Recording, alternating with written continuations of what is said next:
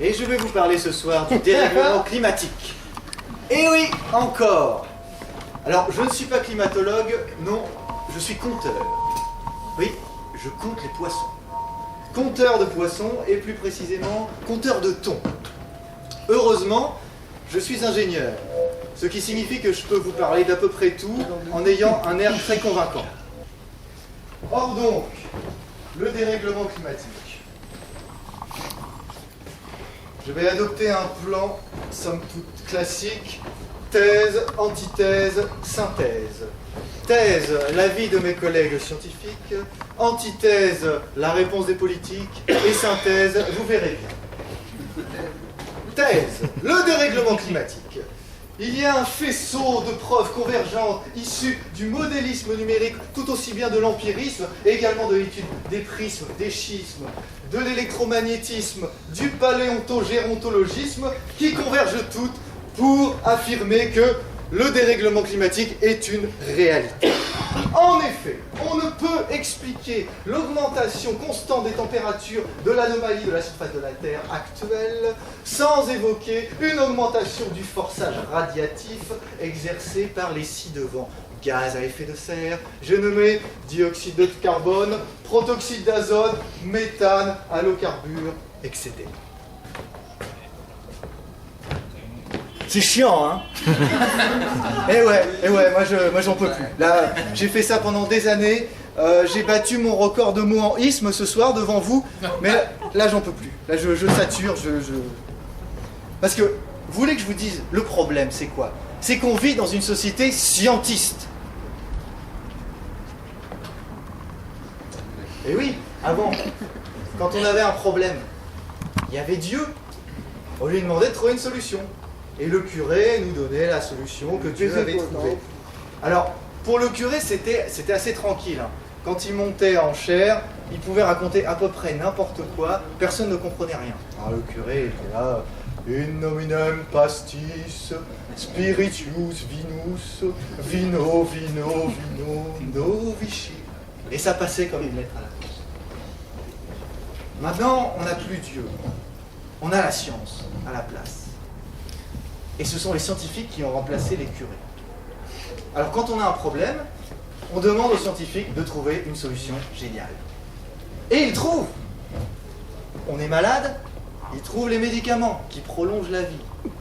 On s'ennuie dans cette vie devenue très très longue, et ils nous inventent des écrans de télé, d'ordinateur pour s'occuper.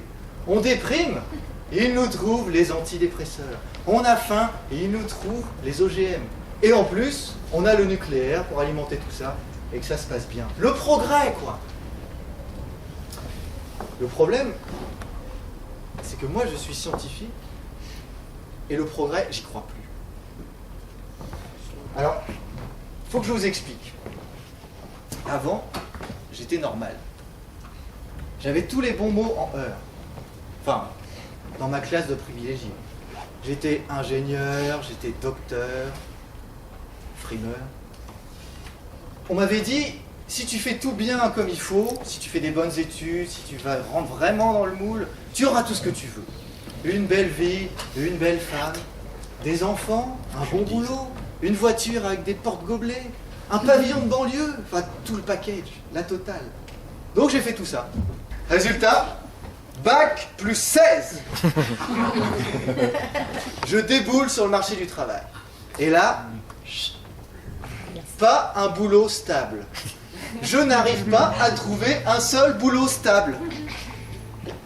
Je suis devenu intermittent de la recherche. Alors bon, les autres, comment ils font les autres? Ils se construisent un bon CV. Ils vont aux États-Unis. Pas de problème, j'y vais aussi. L'Amérique, je veux la voir et je l'aurai. L'Amérique, je veux la voir et je l'aurai. J'y suis allé là-bas et j'ai découvert un nouveau mot en heure. La peur. Car si les États-Unis sont les champions du monde des services publics qui tuent, police, armée, pour le reste, c'est privé.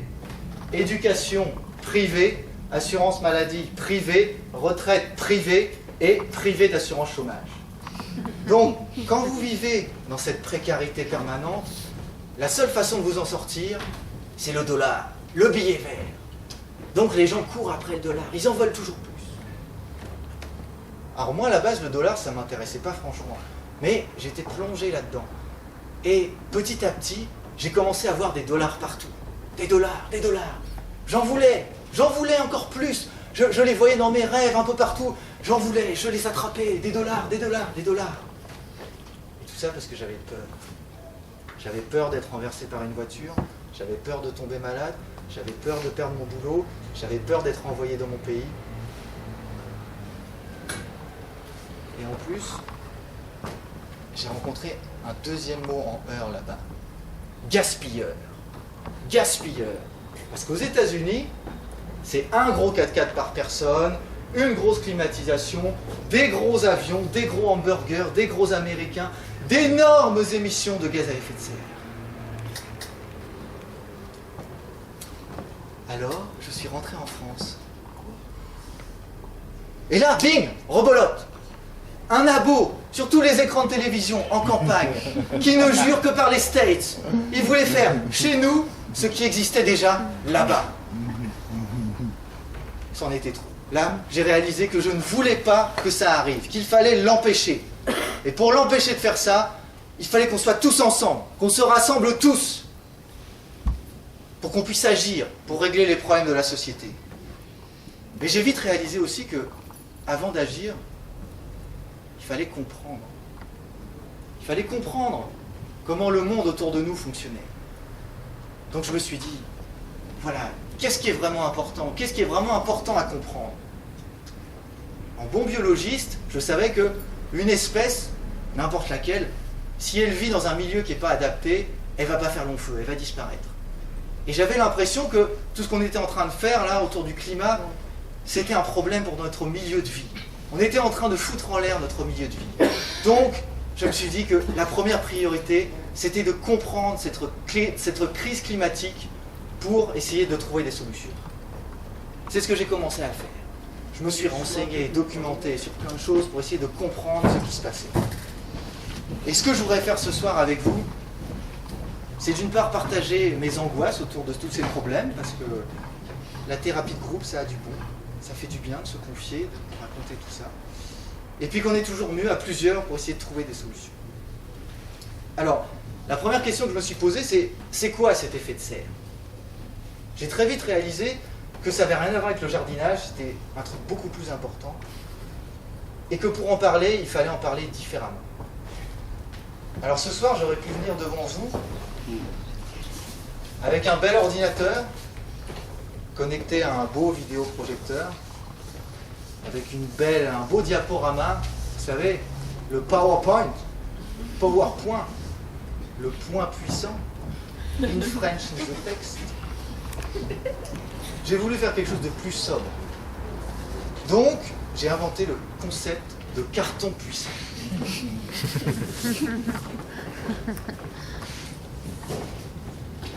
Tadam! Le carton puissant. Donc, je vais l'utiliser pour vous présenter ce que j'ai compris sur les gaz à effet de serre. Qui sont-ils? À quoi ça sert? Comment ça marche? Alors, est-ce que quelqu'un peut me dire quel est le gaz qui est responsable du plus d'effet de serre sur Terre? La vapeur d'eau. Le public est trop bon ce soir. Vous avez déjà vu le spectacle? Non, même pas. Ok, bon, alors, le public est très très bon. Cela dit, je vous l'ai dit, je vais faire un truc sobre. Donc pour vous expliquer l'effet de serre, ok, je vais utiliser cette bouteille. C'est la façon dont je me représente la Terre. C'est comme la Terre, hein, ça a une enveloppe comme ça, c'est en verre, donc on va dire que c'est l'atmosphère. Dedans il y a de l'eau, comme les océans sur la Terre. Il y a même un petit peu de dépôt au fond, là, on va dire que c'est la Terre, la vraie Terre. Et puis avec un peu d'imagination, on peut penser que si on la laisse au soleil, il peut y avoir des petites cochonneries, des microbes, des trucs qui se développent à la surface, donc c'est la vie. Un bon résumé de la Terre, c'est cette bouteille. Donc la Terre reçoit toute l'énergie dont elle a besoin du soleil.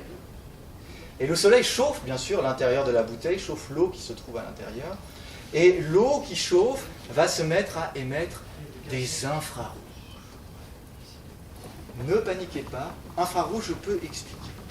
Alors, j'avais même eu une idée un peu hollywoodienne pour vous expliquer les infrarouges. Parce qu'en fait, tout corps chaud émet des infrarouges. Donc, ce que j'avais pensé faire, c'est qu'à l'entrée du grand parquet, on vous distribue des lunettes à infrarouge. Vous savez, comme dans les films américains, là, pour que le gentil puisse voir le méchant dans le noir. Donc on aurait éteint les lumières, vous auriez mis vos lunettes à infrarouge et vous auriez pu voir vos voisins, voisines, rougeoyer dans le noir. Ça n'a pas été possible. Niveau budget, il y avait un petit souci. Donc il reste deux solutions. Soit vous me croyez sur parole, soit vous pouvez délicatement effleurer votre voisin ou voisine pour sentir ces infrarouges irradiés. Par exemple, madame, ce soir, est rayonnante. Est-ce que vous pouvez vous lever, s'il vous plaît, pour que toute la salle voit comme vous rayonnez. Les infrarouges que vous rayonnez. Appréciez les infrarouges de madame. Ouais. Bravo. Merci, on part. Voilà. Ils se vengent de la répétition, en fait. Donc les infrarouges. Les infrarouges, les corps chauds émettent des infrarouges. Donc dans la bouteille, c'est pareil. La lumière visible chauffe l'eau de la bouteille qui émet des infrarouges. Mais le problème, c'est que ces infrarouges sont piégés à l'intérieur de la bouteille, parce que le verre laisse passer la lumière visible, mais retient les infrarouges. Donc les infrarouges sont piégés, ils s'énervent à l'intérieur, ça crée encore plus d'énergie, et ça réchauffe encore plus la bouteille. L'effet de serre, c'est ça. Ça marche avec une bouteille, ça marche aussi sur la Terre, sauf qu'à la place du verre, il n'y a pas de verre autour de la Terre, il y a les fameux gaz à effet de serre, qui jouent exactement le même rôle. Et heureusement que cet effet de serre existe. Parce que s'il n'y avait pas de gaz à effet de serre dans notre atmosphère, la température moyenne à la surface du globe serait de moins 18 degrés Celsius. Alors qu'actuellement, on bénéficie d'une température moyenne agréable de plus 15 degrés Celsius, ce qui nous permet d'être là ce soir. Mais attention, il ne faut pas trop non plus de gaz à effet de serre. Notre voisine, Vénus par exemple, son atmosphère est composée à 95% de dioxyde de carbone. Le grand méchant gaz à effet de serre. Eh bien, la température moyenne à la surface de Vénus est de plus 460 degrés Celsius. Pas très hospitalier. Donc si on augmente la concentration de gaz à effet de serre dans l'atmosphère, la température de la Terre va augmenter. Ce qui n'est pas forcément une bonne chose. Donc, revenons à nos moutons. En tant que public génial, vous m'avez dit que le premier gaz à effet de serre, en termes d'importance, est la vapeur d'eau, et vous avez tout à fait raison. Hop, la vapeur d'eau. Donc la vapeur d'eau est responsable de beaucoup d'effets de serre, mais ne pose pas beaucoup de problèmes, parce que l'eau ne reste pas longtemps dans l'atmosphère. On l'a tous expérimenté, quand il y a trop d'eau dans l'atmosphère, qu'est-ce qui se passe? Il pleut. Magnifique. Vous êtes magnifique. Donc il pleut, donc ça veut dire que ça circule. Il y a de l'eau qui part là-haut, qui redescend. On estime qu'en une semaine, la petite molécule d'eau qui est partie dans l'atmosphère retombe sur Terre. Donc c'est un cycle, ça fonctionne. Quel est le deuxième gaz à effet de serre le plus important? Le CO2. Voilà, faites-vous plaisir, le CO2. On entend beaucoup parler, le fameux dioxyde de carbone. Hop, le voilà. Alors, lui, il est émis beaucoup par les hommes. À chaque fois qu'on brûle des carburants fossiles, charbon, gaz, pétrole, on émet du CO2 qui part dans l'atmosphère. Et c'est un problème parce que le CO2 est un dur à cuire. Dans l'atmosphère, sa durée de vie est de 100 ans en moyenne. Une molécule qui part là-haut, elle va y rester 100 ans. Et donc, elle va générer de l'effet de serre pendant 100 ans. C'est ça qui est le problème par rapport à la vapeur. Troisième gaz à effet de serre, je l'ai entendu tout à l'heure, le méthane. Très bien. Alors le méthane, le voilà. Il a une durée de vie dans l'atmosphère beaucoup moins longue que le CO2, une dizaine d'années tout au plus. Par contre, c'est un gaz assez préoccupant parce qu'il a un pouvoir de réchauffement global très important. Pouvoir de réchauffement global, je peux expliquer aussi, c'est très simple. C'est si on prend le CO2 comme référence, ça veut dire qu'une molécule de méthane qui part dans l'atmosphère va émettre 80 fois plus d'effet de serre qu'une molécule de CO2. C'est pour ça que le méthane a un gros rond noir ici. Et accessoirement, une molécule de vapeur d'eau qui part là-haut va émettre 8 fois plus d'effet de serre que le CO2. Donc ça veut dire que le méthane est un problème parce que c'est un gaz à effet de serre qui est beaucoup plus puissant que le CO2. Alors le méthane, d'où est-ce qu'il vient? Il y a des sources naturelles de méthane, hein, bien sûr, parce que dès que de la matière organique se décompose sans oxygène, ça produit du méthane. Donc dans la nature, ça arrive souvent dans les marais, par exemple. Mais l'homme a fait mieux que la nature et émet beaucoup plus de méthane maintenant, du fait de l'élevage, notamment. C'est le fameux P des vaches. Attention, tout à fait, public décidément exceptionnel. Le P des vaches n'est pas un P, mais techniquement un rho. Pourquoi? Parce qu'une grosse vache de 300 kg, qui a grossi jusqu'à 300 kg en se nourrissant exclusivement d'herbe, a une technique secrète, c'est-à-dire qu'elle... Attention, hein, âme sensible, vous pouvez sortir, c'est la partie un peu dégueu du show. En fait, elle avale de l'herbe, elle la mâche un petit peu, ça tombe dans son énorme estomac, où elle est redigérée un petit peu, et pour extraire encore plus de trucs de cette herbe, la vache va se revomir cette herbe déjà prédigérée dans la bouche pour la remastiquer un petit peu et l'avaler. Je vous avais prévenu. Et donc c'est lors de cette opération de mastication, revomissement, etc., que du méthane se produit, est généré dans l'estomac de la vache et qu'il est recraché ensuite. D'où les émissions très importantes de méthane issues de l'agriculture. Gaz à effet de serre suivant, par ordre d'importance, puisqu'on en est aux questions agricoles, c'est le protoxyde d'azote, un nom barbare pour un gaz plus connu sous le nom de gaz hilarant. Vous allez moins rigoler quand vous allez savoir que son pouvoir de réchauffement global est très fort, 300 fois plus que le CO2, et qu'il dure à peu près 130 ans dans l'atmosphère. Alors d'où vient ce gaz? Il vient essentiellement quand on met des engrais chimiques dans les champs. Il y a des petites bêtes, des petits micro-organismes dans le sol qui, à base de ces engrais chimiques, produisent du protoxyde d'azote qui s'évapore dans l'atmosphère. Alors c'est pas des concentrations énormes, hein. On n'en est pas à voir le paysan sur son tracteur mort de rire parce qu'il y a du protoxyde d'azote. Il faut se calmer. Mais quand même, c'est un problème parce qu'il y en a beaucoup qui est rejeté. Jusqu'à présent, je vous ai parlé des gaz à effet de serre naturels, mais une nouvelle fois, l'homme a fait mieux que la nature et a inventé ses propres gaz à effet de serre. Je veux parler des halocarbures. Voilà. Alors, ils sont assez effrayants, ils ont des noms monstrueux. Là, par exemple, lui, c'est du monofluorodichloroéthane. Sympa. Ce qui est moins sympa, c'est que ces gaz ont un pouvoir de réchauffement global très très fort, plusieurs milliers de fois celui du CO2, et qu'en plus, ils durent très longtemps dans l'atmosphère, plusieurs milliers d'années. Un peu comme nos déchets nucléaires, vous voyez, si vous voulez, comme ordre d'idée. Donc des gaz assez terribles. Heureusement, ils sont en très faible concentration dans l'atmosphère pour l'instant, mais ça augmente parce que ce sont par exemple des gaz réfrigérants. Donc on les trouve dans les clims des voitures. Et quand on sait qu'un circuit de clim de voiture, naturellement, perd tout son gaz en 8 ans, ça veut dire qu'il y a beaucoup de ces gaz qui partent dans l'atmosphère quand on achète des voitures avec des clims. Voilà, donc on a vu les différents gaz à effet de serre. Alors la question que je me suis posée ensuite, après avoir vu cette espèce de bestiaire monstrueux, c'est comment ça évolue cette concentration de gaz? Parce que bon, il y en a toujours eu. Qu'est-ce qui se passe? Alors, si on remonte en arrière, jusqu'à environ 10 000 ans avant aujourd'hui, et qu'on essaie de retracer la concentration des gaz à effet de serre dans l'atmosphère, ça donne à peu près ça.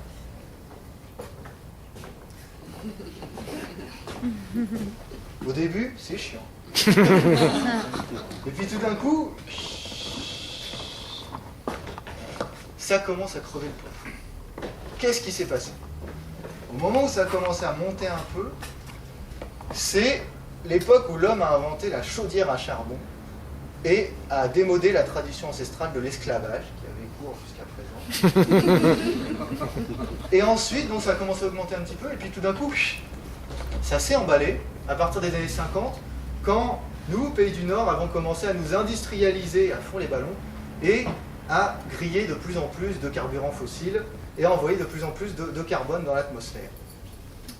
Et quand on regarde l'évolution des températures terrestres, on a à peu près la même chose, hein, c'est assez plat, et puis ça suit l'augmentation des gaz à effet de serre. Donc là, on est à peu près sûr qu'il y a un problème. Il y a un problème quelque part, et qui est lié notamment à la combustion de tous ces carburants fossiles dont je vous ai parlé. Alors après, je me suis demandé, mais est-ce qu'on est vraiment sûr? Est-ce que tout le monde émet la même quantité de gaz à effet de serre? Et là, grâce au carton puissant, j'ai pu fabriquer ça. Vous me dites, ça a l'air assez rudimentaire. Eh ben non, c'est une balance magique qui permet de comparer les émissions de gaz à effet de serre de n'importe qui dans la pièce, ici, là, ou de n'importe quel habitant du monde.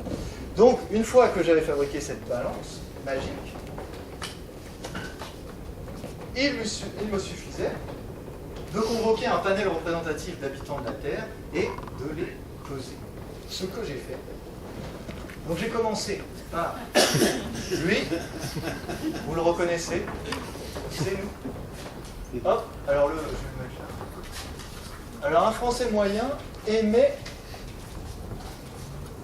par année l'équivalent de 9 tonnes d'équivalent CO2. Pas mal.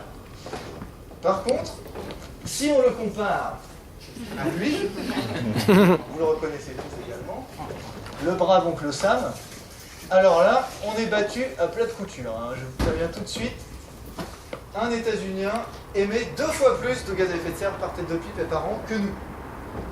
Ce qui est une belle performance quand on sait qu'ils ont à peu près le même niveau de vie que nous. Par contre, si on compare à un Chinois, dont on parle beaucoup en ce moment, là, la tendance s'inverse nettement. Là, on est les champions. Hop, un Chinois n'émet que 6 tonnes d'équivalent CO2 par habitant et par an. Et si on va plus loin, et qu'on compare à un Indien, on se rend compte que là, hop, notre brave Indien n'émet que 2 tonnes d'équivalent CO2 par habitant et par an. 2 tonnes, c'est amusant parce que c'est exactement le quota qu'on devrait émettre chacun pour assurer un avenir durable à notre planète. En effet, si on prend la quantité globale de gaz à effet de serre qu'on pourrait émettre sans danger dans l'atmosphère et qu'on la divise par le nombre d'habitants sur la Terre, on arrive à 2 tonnes par personne et par an. Donc ça veut dire que les Indiens sont dans les clous et que nous, on crève carrément le plafond parce qu'on est déjà 5 fois au-dessus de ce quota. Et que si on va plus loin, et si on compare ça aux émissions d'un Haïtien, par exemple, là c'est encore pire. Parce qu'un Haïtien n'émet que 200 kg d'équivalent CO2 par habitant et par an.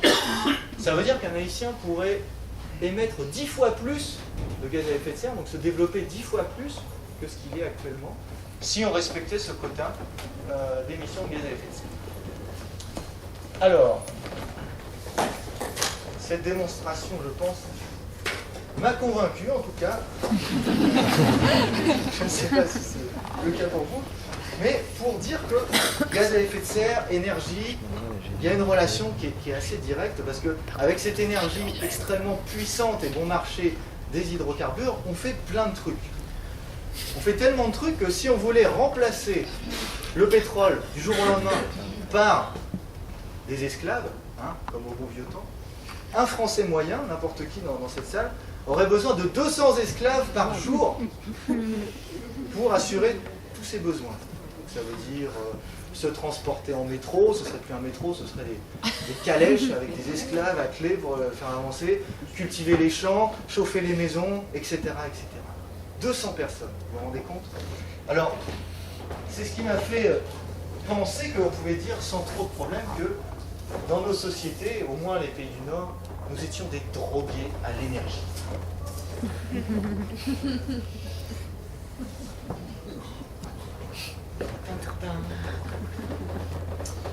Bon, alors, on est des drogués à l'énergie, c'est dur à admettre, mais ça fait le lien avec la toxicomanie tout à l'heure. Transition.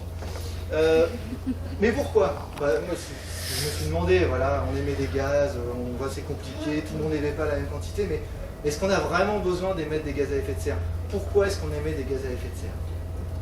Alors je vous pose la question, à votre avis. Consommer. Pour consommer, un truc un petit peu plus précis, je sais pas. Pour remettre ton micro droit. Moi, ça, je peux le faire sans gaz à effet de serre. Comme ça. J'achète, je jette. Des trucs plus simples.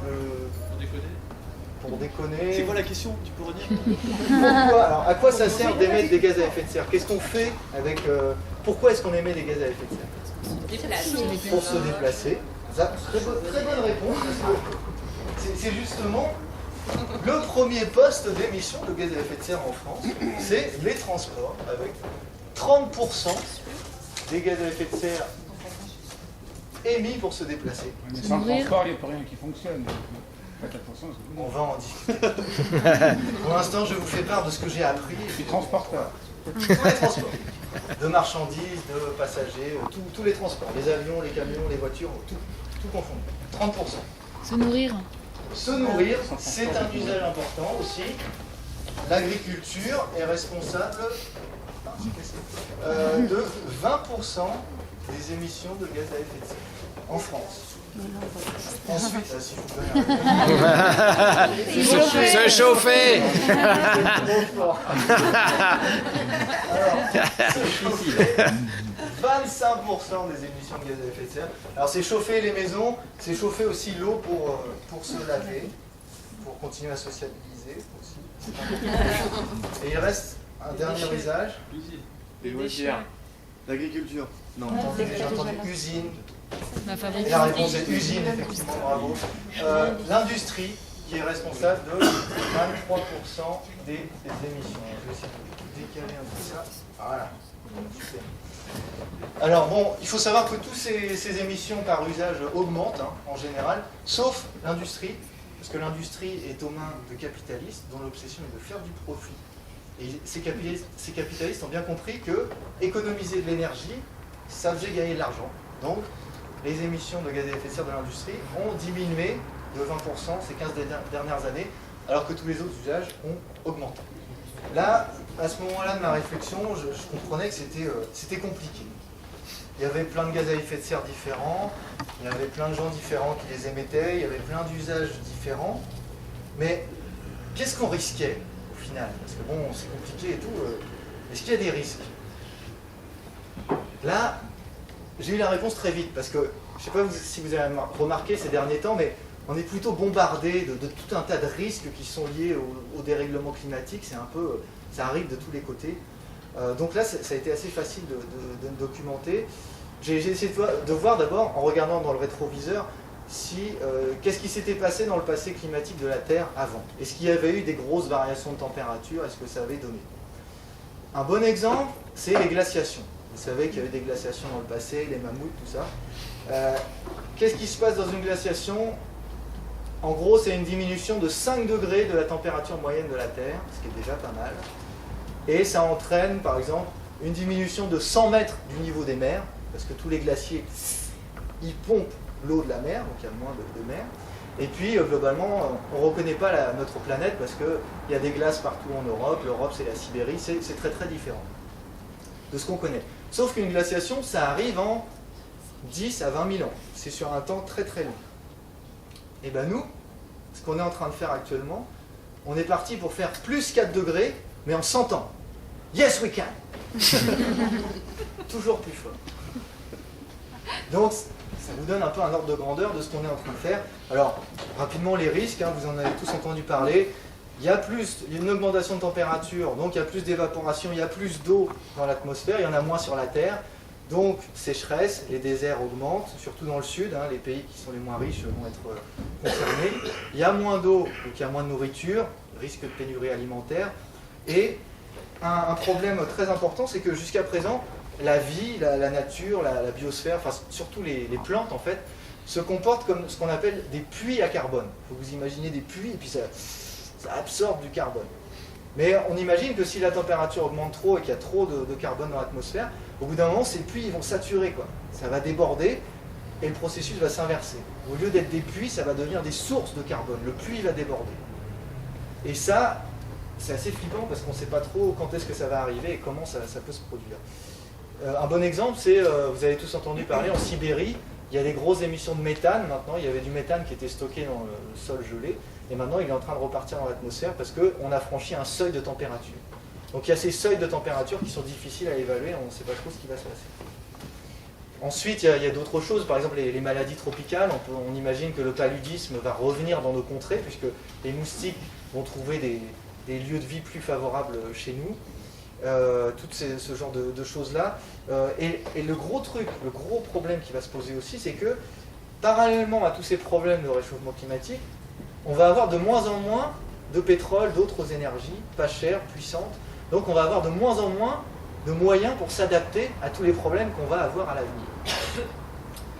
Et connaissant la capacité qu'ont les hommes à se taper dessus lorsque les problèmes surgissent, on peut imaginer que notre avenir géopolitique ne va pas être très très réjouissant. Donc, voilà, un peu comme vous, hein, j'en étais là de mes réflexions, je me disais, dur quand même, je commençais à regretter d'avoir emprunté ce chemin. Heureusement, autour de moi, j'ai vu un phénomène incroyable se produire. J'ai vu plein de choses devenir vertes, verdir. Alors, on a vu hier vert, c'est la couleur de l'espoir, de l'espérance, de l'écologie, de tout ça. Les panneaux de publicité, par exemple, devenaient tout verts. Les écrans de télévision devenaient tout verts. Les voitures devenaient tout verts. Comme par enchantement. C'était magnifique. Ça voulait dire que, par exemple, Areva, qui produit des déchets nucléaires depuis des décennies, était présenté comme le sauveur de la planète. Areva allait nous sauver du dérèglement climatique. Total, qui était responsable du problème en extrayant du pétrole à qui mieux, investissait dans les éoliennes, dans les panneaux solaires, et devenait tout vert également. Les fabricants de voitures, pareil, ils collaient des pastilles vertes à tour de bras sur leur voiture. Donc, ça m'a redonné de l'espoir. D'un côté, j'avais peur, on faisait peur, tout le monde, les écolos, même les écolos me faisaient peur. Et heureusement, de l'autre côté, il y avait la publicité, il y avait toutes ces grandes firmes qui me rassuraient, qui me disaient « Ne t'inquiète pas, la croissance verte est là, tout va bien se passer. » Bon, j'avais encore des petits doutes, hein. Je dois vous avouer que j'étais un peu perplexe. Et heureusement, boum, hasard du calendrier, arriva Copenhague. Copenhague, alors vous en avez entendu parler aussi, je suppose. Donc Copenhague, c'était super, c'était les dirigeants de notre belle planète qui se rassemblaient pour trouver justement un problème à la crise climatique. Donc, moi j'étais super j'étais là, ouais, ça y est, enfin, ils ont compris la nature du problème, le danger, ils vont faire quelque chose. Et là, j'ai pas pu m'empêcher, quoi. Je devais y aller. Je sentais que ça pouvait pas se passer sans moi. Donc j'ai dit, Copenhague, j'y vais. La conférence climatique, je veux la voir et je la verrai. En fait, j'ai pas vraiment vu la conférence climatique parce qu'on avait des petits soucis avec les CRS danois. Je vais pas vous raconter tout ça en détail. Je vais plutôt essayer de vous résumer ce qui s'est passé à Copenhague.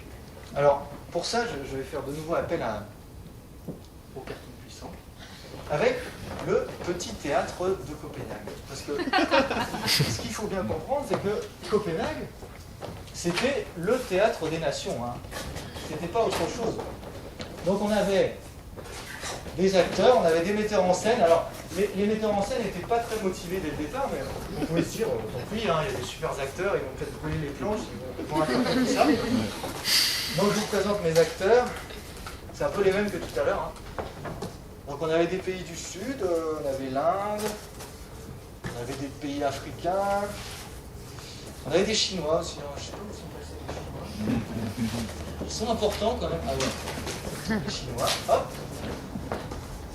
Et on avait des Européens. Alors, Copenhague, premier. Donc la première semaine de Copenhague, c'était super. Quand le baba cool, tout était bien, tout était beau. Donc c'est les pays du Sud qui ont pris l'initiative, ils ont pris les choses en main. Alors, vous les pays du Nord, vous êtes le responsable de la dette climatique. Vous avez émis des gaz à effet de serre pendant des années. Vous êtes le responsable de 80% du problème. Donc vous devez payer, vous devez nous payer une dette climatique. Et certainement pas en passant par vos singes savants dans la Banque mondiale et du FMI. Je tiens à m'excuser d'avance, je fais très mal l'accent indien. Là, l'accent africain, c'était pas terrible. Vous avez raison, honorable ami. Et en plus, vous avez fixé un objectif d'augmentation de température de 2 degrés. Mais chez nous, 2 degrés, ce sera la catastrophe, l'holocauste. il faut avoir un objectif d'augmentation de température de 1,5 degré, pas plus. Ils ont tout à fait raison. Et en plus, ce que vous oubliez, c'est que 30% de nos émissions de gaz à effet de serre à nous, Chinois, c'est juste pour produire les produits made in China dont vous raffolez. Tout à fait. Et en plus, il faudrait organiser un référendum mondial sur le climat pour que les peuples décident par eux-mêmes de leur destinée. Honorable ami, vous nous écoutez? Comment? Vous disiez quelque chose? Ah, je vois, c'est notre ami Sam qui arrive. Nous allons pouvoir enfin commencer les discussions. Salut les petits gars. Alors, il paraît que vous voulez casser ma baraque.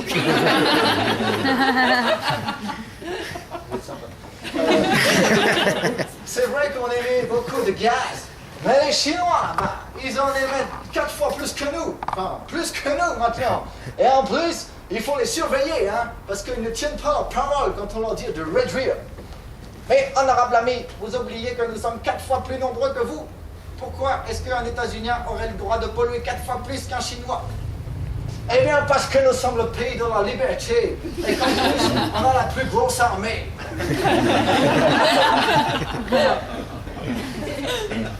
C'est une honte. C'est quoi ces arguments? Vraiment, on va nulle part avec des trucs pareils. Allons, mes amis, calmez-vous. Nous sommes entre gens raisonnables. Nous allons nous mettre autour d'une table. Chacun va promettre ce qu'il veut, et tout va bien se passer. Nous, Européens, sommes exemplaires. Nous promettons de réduire de 20% nos émissions de gaz à effet de serre en 2020. C'est vraiment n'importe quoi. Les climatologues disent qu'il faut réduire de 40% en 2020. Oh, écoutez, ça commence à bien suffire, hein, vous. Qu'on évacue les ONG et tous les pays du Sud pour qu'on puisse discuter tranquillement entre riches. C'est une honte, c'est une atteinte à notre démocratie, à notre dignité. Deuxième semaine de Copenhague. Bon, alors les petits gars, je vais vous dire comment ça va se passer. On va tous se mettre autour d'une table et chacun va promettre ce qu'il veut, sans contrainte, c'est la liberté. D'accord, Sam, si tu le dis. C'est complètement ridicule. Nous ne ferons pas le premier pas si vous en restez sur des propositions aussi disproportionnées. À la bonne heure, il est d'accord. Appelez l'ONU que nous signions ce traité et que nous partons d'ici. Ça caille à Copenhague. Voilà, Copenhague ressemblait de plus en plus à Flopenhague. Bon, alors, c'est vrai qu'après Copenhague, ça m'a pas vraiment remonté le moral. En même temps, il restait toutes ces belles affiches là, vertes autour de moi qui me redonnaient encore un peu d'espoir, quoi. Qu'est-ce qu'ils nous promettaient, toutes ces grandes industries? C'était juste simplement qu'ils allaient produire plein d'énergie renouvelable et qu'on allait pouvoir continuer à vivre comme avant et que même nos frères des pays du Sud allaient pouvoir vivre comme nous, merveilleux. Mais en bon compteur, j'avais encore un petit doute. Donc, je suis retourné me documenter, chercher, voir si c'était vraiment possible de remplacer tout notre beau pétrole du jour au lendemain, comme ça, en claquant des doigts, par du jus de betterave ou des ventilos géants dans les champs. Et la réponse a été assez inquiétante. Non. Tous les experts dignes de ce nom, de l'énergie, disent que on ne peut pas remplacer toute notre énergie par des renouvelables. Il faut d'abord passer par une phase d'économie d'énergie. Il faut consommer moins d'énergie. Alors là, mes pauvres amis, ça m'a fichu un coup, hein, parce que tout mon beau monde là, de croissance verte s'écroulait, s'effritait autour de moi. J'ai réalisé que toutes ces multinationales et puis tous les politiques qui étaient à leur service, la seule chose verte qui les intéressait, c'était le billet. Le billet vert. Leur seul objectif, c'était de gagner un tout petit peu plus de dollars, pour quelques dollars de plus. Vous connaissez? C'était ça. Et j'ai réalisé que nos politiques étaient complètement irresponsables. Ils n'avaient pas de plan B. ils se contentaient de continuer à faire comme avant, comme avant, comme avant. Et le problème, c'est que nous, on n'avait pas de planète B.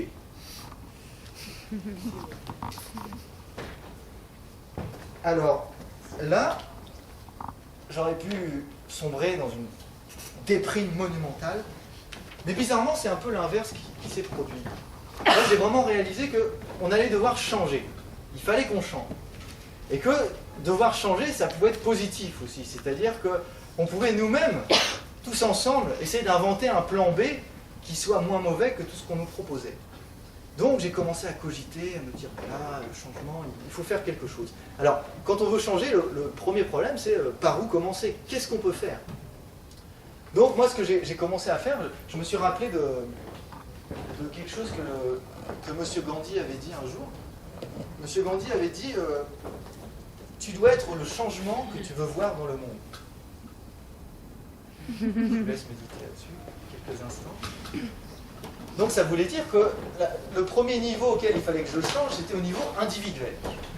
Donc là, rebolote, je me suis mis à me renseigner, à essayer de voir qu'est-ce que je pouvais faire, à quel niveau je pouvais changer pour vraiment commencer à émettre moins de gaz à effet de serre. Alors, la première chose que j'ai fait, étant intermittent de la recherche, ça me donnait un avantage, c'est que j'étais amené à déménager assez souvent. Donc je pouvais choisir mon lieu de vie. Donc j'ai commencé à choisir mon lieu d'habitation à côté de mon travail. Ça me permettait d'aller au travail en vélo, en transport en commun, voire à pied. Donc d'économiser beaucoup, de quasiment laisser tomber la voiture. Après je me suis mis à prendre le train. J'ai essayé de lâcher un peu l'avion, ça a été un peu dur au départ, mais là je suis en cure, là j'ai essayé de me soigner aussi. Donc ça m'a permis quand même sur les transports de lâcher pas mal. Au niveau de l'habitat, bon, comme j'étais intermittent de la recherche, j'étais locataire hein, forcément, donc je ne pouvais pas trop isoler ma maison, c'était pas possible. Donc ce que j'ai fait simplement, c'est baisser un petit peu la température du thermostat en hiver. J'ai acheté quelques pulls et bon, c'est passé sans trop de douleur. Et le dernier grand truc que j'ai fait, c'était pour l'alimentation.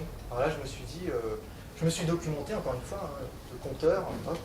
Et là, j'ai réalisé que le bio, c'était pas seulement pour avoir des bobos en bonne santé. Ça pouvait être bon pour la planète aussi. Pourquoi? Parce que quand on mange bio, on mange des produits qui ont nécessité beaucoup moins d'émissions de gaz à effet de serre pour être produits. Parce que ça veut dire qu'on n'a pas utilisé d'engrais, on n'a pas utilisé de pesticides, on n'a pas fait venir de l'aliment pour bétail de l'autre bout du monde. Donc en moyenne, pour la viande rouge, quand on mange bio, on émet 30% en moins de gaz à effet de serre. Et quand on mange le reste, c'est-à-dire les légumes, etc., on émet environ 50% de gaz à effet de serre en moins. Donc, j'étais assez content. J'étais en forme en plus, hein, parce que je faisais du vélo, je mangeais des pommes bio. C'était cool. Mais bon, ça m'a satisfait un temps, mais au bout d'un moment, je me suis dit, il y a encore des problèmes. Hein. Mon appart, c'est encore une passoire, hein, niveau énergétique. Je chauffe l'extérieur, je peux rien y faire. Toute mon électricité, là-bas, ça vient encore d'une centrale nucléaire, c'est pas terrible. Et puis surtout, je me suis rendu compte que si j'avais pu changer, là, faire mes petits trucs à mon niveau, c'est parce que j'avais quand même quelques moyens. J'étais intermittent de la recherche, mais j'avais un salaire, je pouvais faire des trucs, quoi, et je me rendais bien compte que les gens qui avaient moins de moyens, ils ne pouvaient pas s'adapter, quoi, ils n'avaient pas le choix. Donc là, j'ai réalisé qu'il fallait aller plus haut, il fallait taper plus haut, au niveau politique. Alors c'est compliqué hein, au niveau politique, parce que déjà, j'avais eu l'expérience de Copenhague, donc je savais qu'au niveau international, c'était un peu foutu. Donc je me suis dit, je vais agir au niveau local. Local, ça c'est bien, on peut prendre des trucs concrets, des solutions concrètes, super. Alors, là, j'ai essayé de devenir un révolutionnaire climatique. C'est-à-dire que j'ai essayé de motiver les gens autour de moi pour qu'on fasse des trucs ensemble, qu'on aille faire pression sur les politiques, qu'on sauve la planète, qu'on fasse des barricades en matériaux recyclés, qu'on monte sur les barricades. Je suis ici par la volonté des peupliers et je n'en sortirai que par la force des côtes de blettes.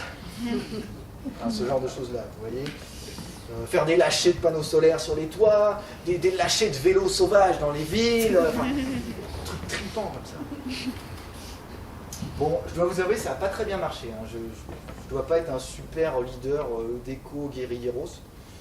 Au début, c'était sympa, c'était après Copenhague, les gens étaient motivés, ils venaient aux réunions, on était tous d'accord.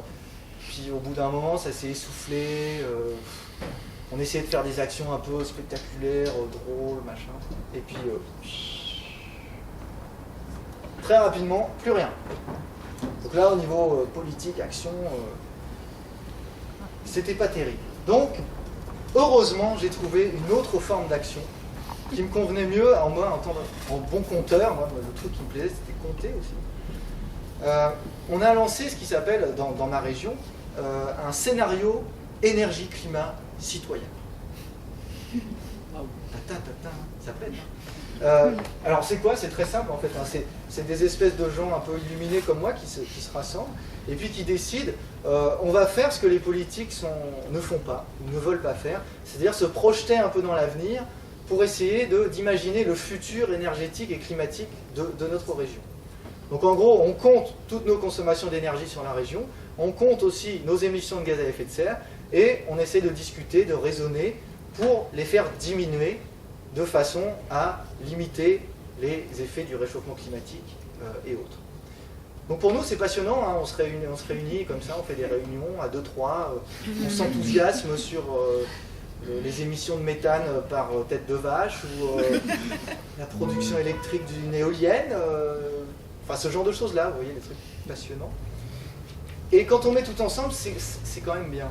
Parce que on est un peu en train de dessiner la société idéale dont on rêverait. Et on se rend compte de plus en plus que cette société, c'est pas le retour à l'âge des cavernes qu'on nous présente souvent. Ce serait une société relocalisée, c'est-à-dire qu'on aurait relocalisé toute l'industrie, toute l'économie, donc avec plus d'emplois locaux qu'on ne pourrait pas délocaliser ailleurs, donc plus d'égalité entre les gens. On aurait des maisons bien isolées, qu'on aurait besoin de peu chauffer, on aurait des transports en commun, on aurait une nourriture saine, issue de l'agriculture biologique et paysanne, et puis on aurait surtout des sources d'énergie inépuisables, que du renouvelable. Vous imaginez? Une source d'énergie inépuisable, à condition de savoir se ménager un peu. Donc en conclusion de ce long exposé, je voudrais... Voilà, ben voilà. Bravo.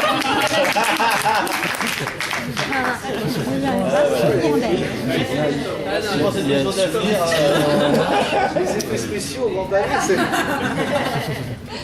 Donc, la conclusion, je voudrais la laisser à mon ami Gaëtan, qui est un très bon ami guadeloupéen qui nous a quittés malheureusement il y a 2 ans. Et en fait, il m'a appris un proverbe créole qui résume bien la situation. Le proverbe créole, il dit « Plus tard, c'est un couillon ». Il n'y a pas de créolophone dans la salle, parce que normalement, vous devrez être mort de rire par rapport à mon accent. En général, c'est ce que font mes amis créoles. Donc je vous traduis littéralement « Plus tard, c'est un couillon », ça veut dire « Plus tard, c'est un couillon ». Ça veut dire « Il n'est pas trop tard pour agir, mais il faut agir maintenant ». Plus tard, c'est un couillon.